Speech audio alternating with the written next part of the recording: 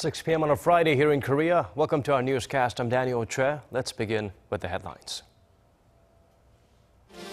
The U.S. sends a strong warning to Pyongyang, saying North Korea won't survive the military response if it carries out a nuclear strike. It will lead to the total annihilation of the regime. The Korean government will launch a special task force this month to clear up questions related to how the new anti-graft law works. Some have applauded the Nobel Committee's unconventional decision to award the Literature Prize to a songwriter for the first time ever, but not everyone agrees. We'll have more on the brewing controversy over that decision. A top U.S. diplomat has warned North Korean leader Kim Jong-un a nuclear attack will lead to his demise. The official also hinted that Washington could punish Chinese companies that facilitate North Korea's weapons program if Beijing does not address the matter itself. Kwon So-hwa starts us off with Daniel Russell's stark warning for the out-of-control regime. North Korean leader Kim Jong-un would almost certainly be killed himself if he ever used nuclear weapons. Daniel Russell, the U.S. Assistant Secretary of State for East Asia, told reporters that from Kim's perspective, he might have the ability to carry out a nuclear attack, but there's hardly any chance he would survive the overwhelming military response. Russell said for that reason, such a tactic cannot be his plan A.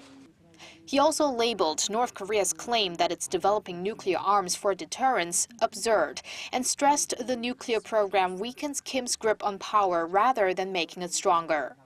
These comments reflect Washington's toughest ever North Korea policy and come amid a wave of assertions from U.S. experts and politicians on the need for preemptive strikes on Pyongyang. South Korea's foreign ministry on Friday renewed its stance on the question of whether the deployment of tactical nuclear weapons in South Korea could be discussed by Seoul and Washington. The South Korean government's stance on the denuclearization of the Korean peninsula remains unchanged. Meanwhile, Russell also sent a message to China calling for the country to get tough on Chinese companies that aid North Korea's nuclear weapons program. He said if Beijing takes the investigations and punishments into its own hands, the U.S. won't have to do anything. But if not, Washington has the right to take action under UN Security Council Resolution 2270. Kwon So-hwa, Arirang News. Seoul and Washington have reaffirmed their will to further strengthen their alliance to effectively respond to North Korea's nuclear and missile threats. According to a joint press release following their meeting on Thursday, the two allies also discussed the condition-based transition of the South's wartime operational control of its troops from the U.S. The meeting was attended by South Korea's chairman of the Joint Chiefs of Staff, Lee Sun-jin, and his U.S. counterpart, General Joseph Dunford. The two also talked about the deployment to Korea of the THAAD missile defense system. Seoul also requested the establishment of a collaborative system in preparation for threats linked to ballistic missiles fired from submarines. The generals also agreed to develop effective response measures in order to deter and, if necessary, respond to additional provocations from the regime. South Korea's prime minister called a meeting on the country's new anti-graft law, which went into effect late last month. According to our Ji Myung-gil, the result was an agreement to launch a task force dedicated to clearing up confusion surrounding what's legal and what's not. At a ministerial meeting on Friday, Prime Minister Hwang Kyo-ahn said the government will launch a task force later this month to review the new anti-graft law in response to a flood of questions about its interpretation and application. The task force will issue weekly reports on frequently asked questions and distribute manuals about the law to public organizations across the country. Prime Minister Hwang said there was bound to be some confusion related to the law, which directly affects an estimated 4 million people as it just went into effect last month. He also urged the Anti-Corruption and Civil Rights Commission and other legal bodies to come up with clear guidelines on the law, as controversies still remain over whether certain actions are legal. In response, the commission, which will oversee the law's implementation and investigate infractions, said it is planning to allocate more full-time staff to providing authoritative interpretations of the law and deal with the soaring number of inquiries. Under the law, people working for the government, media outlets, and schools are banned from accepting meals priced higher than $27, gifts exceeding $45, and congratulatory or condolence money worth over $88. Prime Minister Hwang also asked that ministries refer to the statute as the anti-graft law instead of calling it the Kim Young-lan law, named after the former Civil Rights Commission leader who initiated it in 2011. Kim Young-git, Arirang News. The National Assembly's standing committees are refocusing their attention on a few topics, including the corruption allegations surrounding two foundations linked to the president. Park Ji-won has the latest from the parliamentary audit. Friday's parliamentary audit sessions in 13 standing committees focused again on the allegations surrounding two government-linked foundations, the Mir and K Sports Foundations. At the core of the allegations, mostly related to their fundraising practices, lies a woman named Choi Sun-sil, who allegedly played a key role in the creation and management of both foundations, using her close personal ties to President Park Geun-hye. In the Education, Culture, Sports and Tourism Committee, lawmakers argued over whether Choi's 20-year-old daughter and jockey Jung Yu-ra had received any special favors from her university. Opposition lawmakers said Chung was given special treatment in the admissions process and while she was in school, while ruling party lawmakers said the assertions were just accusations without any basis in fact.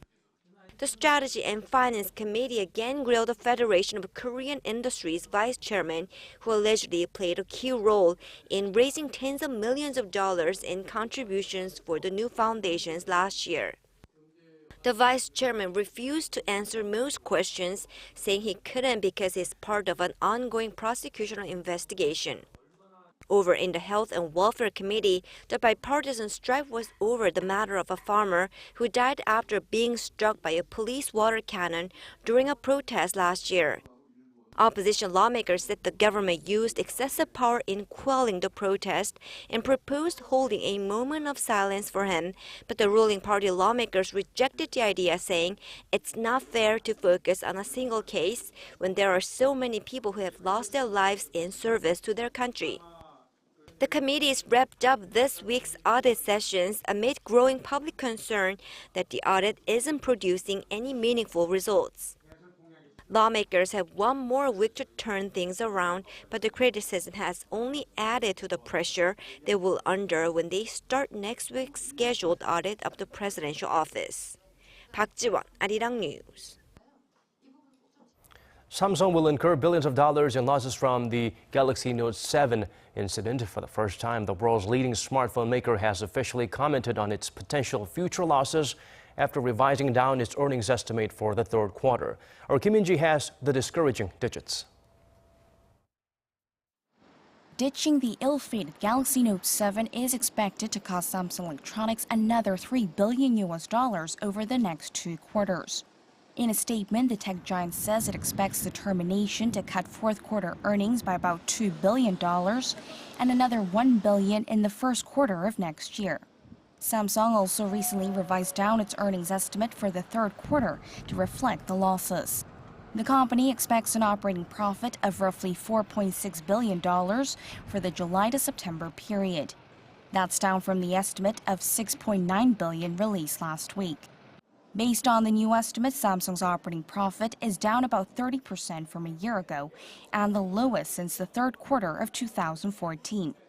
The wiping off of over $2 billion comes from the cost of recall as well as refunds and replacement, stock clearance, and marketing.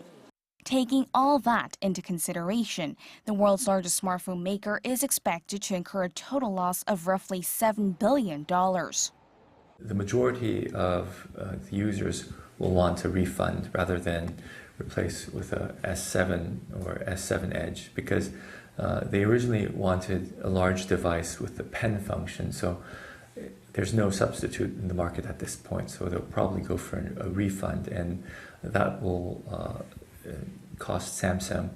Earlier in the week, Samsung said it will end production of the Note 7, in effect announcing it will discontinue its flagship phablet less than 2 months after its launch.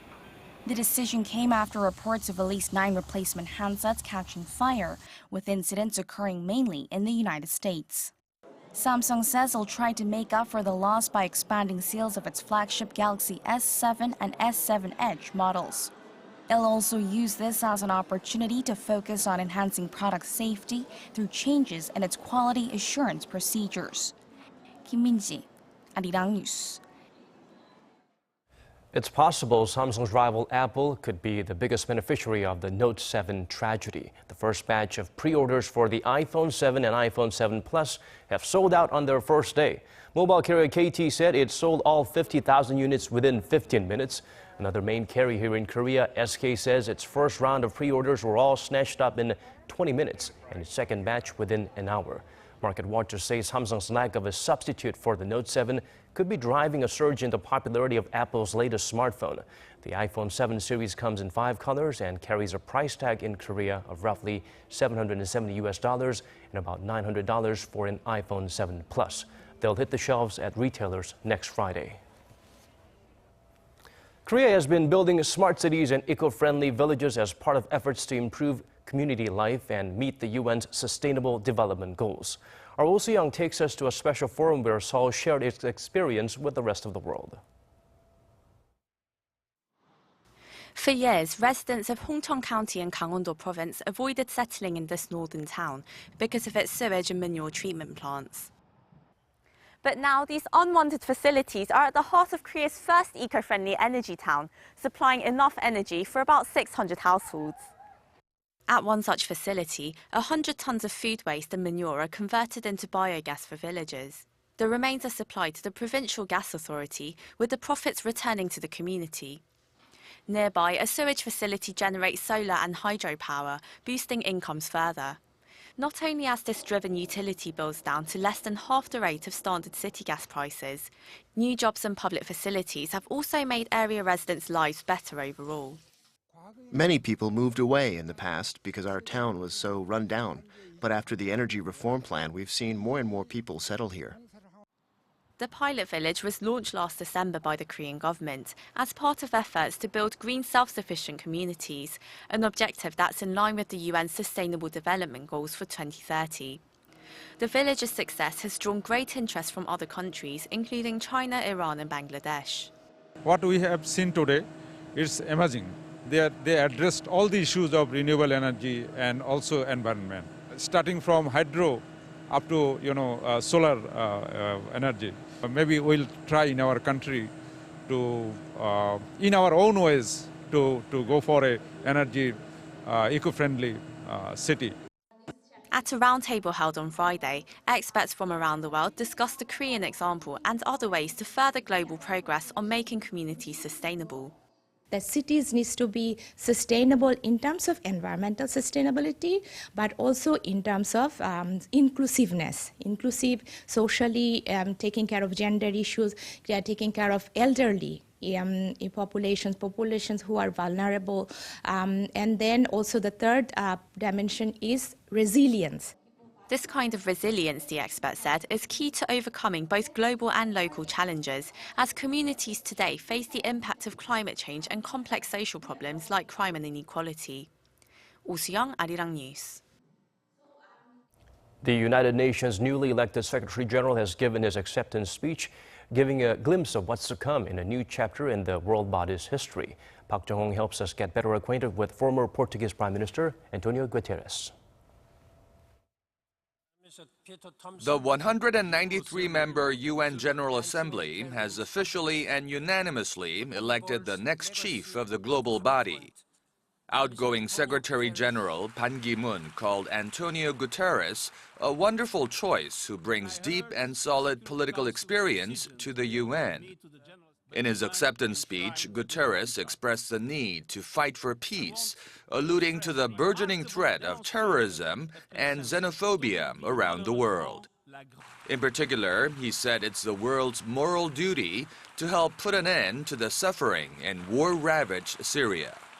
I feel a deep solidarity in relation to the Syrian people. And to see the Syrian people suffering so much, it's something that absolutely breaks my heart. He also highlighted the importance of gender equality in his speech, calling it a priority commitment of the UN to protect and empower women.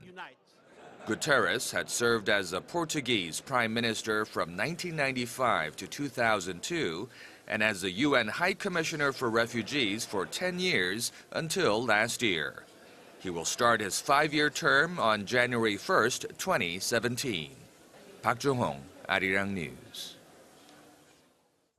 The world is abuzz with the news of Bob Dylan's Nobel Prize win, but the award has already become controversial for the fact that one of the world's most prestigious literary honors has been given to a singer-songwriter instead of a novelist. Lee Ji-won tells us more. Bob Dylan's Nobel Prize win has set off a buying frenzy around the world, causing sales of his books and music to skyrocket. Not long after Thursday's award announcement, his memoir Chronicles Volume 1 shot up 15,412 places on Amazon's bestseller list, and his hit song Knockin' on Heaven's Door jumped up to 3rd on Naver Music's Top 100 Global Pop Songs list. Over in the States, the unconventional winner, he's the first songwriter ever to win the Literature Prize, has generated a controversy among critics. Some, like Rob Sheffield of Rolling Stone, have expressed delight at his win, writing that Dylan won for inventing ways to make songs do what they hadn't done before.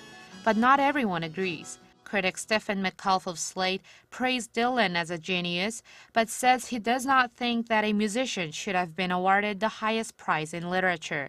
Metcalf says a literary prize should not go to an economist or a political saint, and it should not go to Dylan. The debate played out here in Korea too, with one critic firmly in the for camp. I think the Academy's tried something very new, which is understanding literature in a wider sense. Currently, the definition of literature is widening, especially with technological advancements and new media. And yesterday's decision shows that the Swedish Academy has and will identify any content that can bring out literary inspiration as literature. The 75-year-old singer-songwriter was awarded the Nobel Prize for Literature on Thursday. The Swedish Academy's citation said Dylan deserves the award for having created new poetic expressions within the great American song tradition. Lee Ji-won, Arirang News. That's all from us for our viewers around the world. If you're tuned in from Korea, stick around. Domestic News Focus is next. Thank you for watching.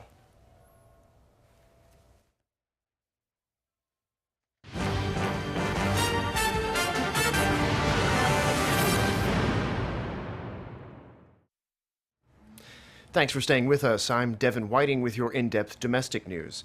First to a developing story, an explosion at an oil facility near the southern port city of Ulsan has killed one worker and injured at least 5 others.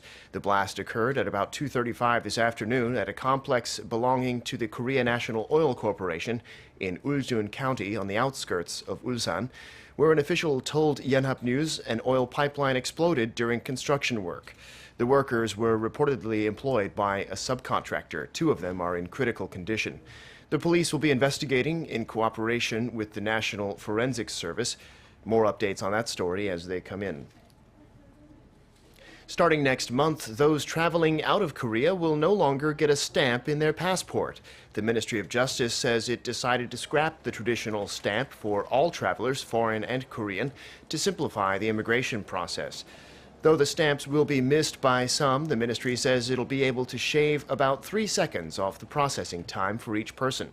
About 10 years ago, Korea got rid of the forms travelers had to fill out when leaving the country, and almost 6 years ago, it stopped stamping passports for Koreans returning home. Now, for those using the increasingly popular automatic immigration screening system, another change: you'll no longer have to re-register your fingerprints or photo with the service when renewing your passport. Fans of Korean music, media, and culture can get their fill this weekend at the COEX Convention Center in southern Seoul, which is hosting the K-Content Fair. Visitors can enjoy a colorful range of music, games, culture, technology, and other content representing Korea. There are themed halls to allow visitors to experience various content representing a convergence of technology. It will provide a glimpse of what the next generation of content will be like. Things get started on Saturday with a K-pop concert featuring 10 groups, including SHINee, NCT, Seven, and Crayon Pop.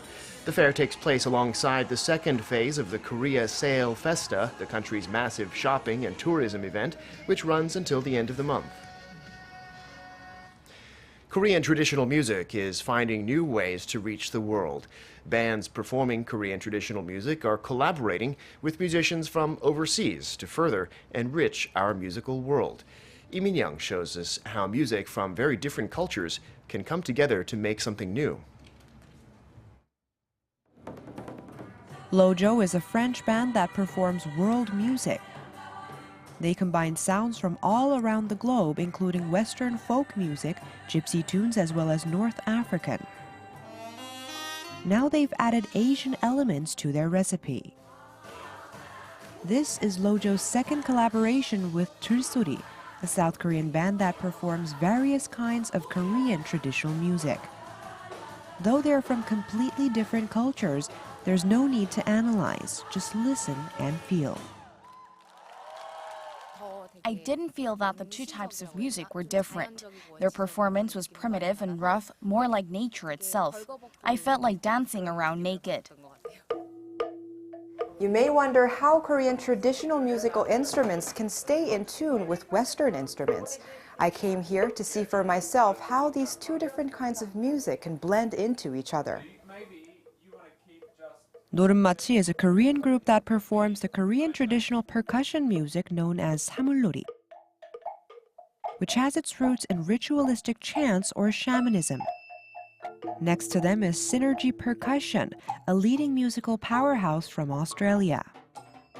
They're practicing for a collaborative performance slated for the 16th of October. It's a strange combination, but it has its own unique vibe. I'll show you how Timothy gets familiar with Korean traditional music by playing the sound most familiar to him, a piece by Bach.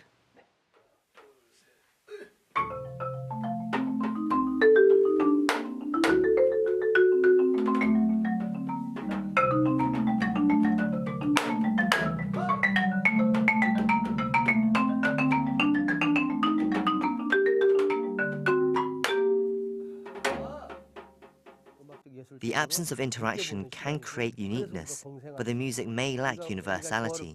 I hope we can get to know each other better through continuous interaction. As he said, the root, that is, the traditions long preserved by our ancestors, should be the very core.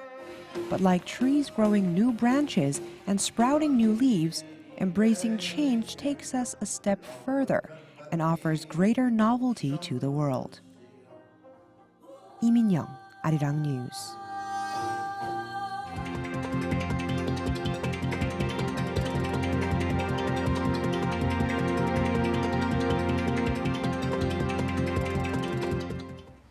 And those are some of the stories we're following right now. Thanks for watching.